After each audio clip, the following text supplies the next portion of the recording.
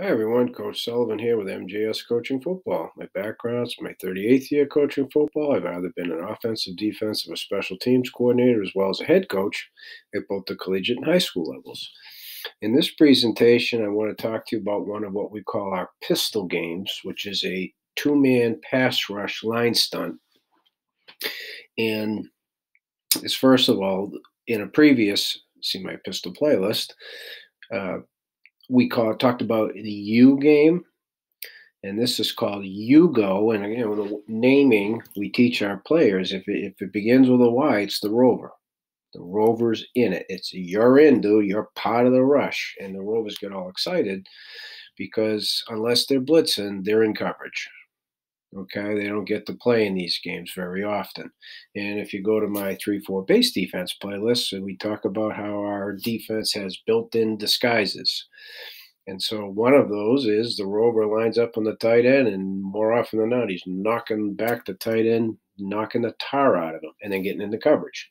Okay, so now what's going to happen is we call this pass situation. So there'll be some hands on the tight end, but not a lot, because as you can see, and you'd have to go to my zone blitz coverage playlist trio.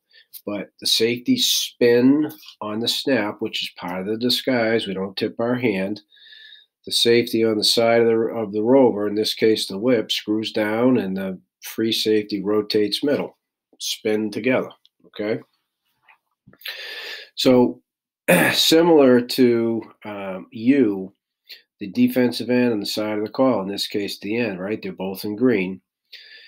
He's going to stab B-gap, which means it's not a full slant. He's not stepping at the guard, reading the guard. He is stepping really at the inside foot of the tackle and now penetrating immediately, stabbing the B, like penetrate. And he's getting vertical as fast as he can. And when he gets, and the goal is get above the butt of the tackle and then work outside. Because what we face typically is the offensive tackle fans out into C gap, okay, hence big on big.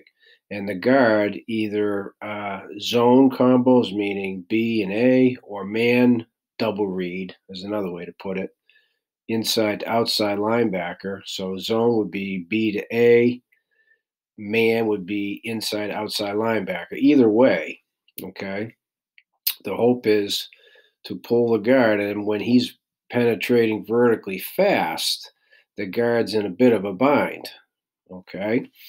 And so if that pulls the guard, so be it. You've now occupied two blockers, okay? So now let me talk about the rover. This is a vertical first two-man line stunt. So the reason the rover is not going to get a lot of hands and knockback is he's got to get vertically hard up the field. He really has to threaten the offensive tackle with a speed rush. Okay, so with 4 hard steps upfield, that's a speed rush look. But as he's racing up the field, and just getting hands should allow the defensive end to get upfield ahead of him. Okay. Roughly on the 4th step, I don't want the kids thinking in their head, 1, 2, 3, oh, it's not my outside, right? Don't play tentative. Race up the field. You're going to plant on the outside foot. It's the only way you can work to the inside. And then you're going to go underneath or butt side as tight as you can. Copying the field doesn't always work that way because of the variables with the guard. And did he get more of a collision with the tackle than he anticipated because the tackle didn't work hard outside? There's a few variables there. But the exchange, meaning the defensive end working outside and the rover working underneath inside, is going to happen in the backfield on their side of the ball. Okay? And so why we would call this? Well, for one, it brings its 4th rusher. And one of our disguises, the offense has to figure out, are they rushing 3 like usual? Or if so, are they rushing, if not, are they rushing 4? And who's the 4th? It's logical to think it's going to be the rover, which is one of the reasons we don't include the rover all that often, okay? So the reason we would call this is if the guard has a tendency to hard set, okay?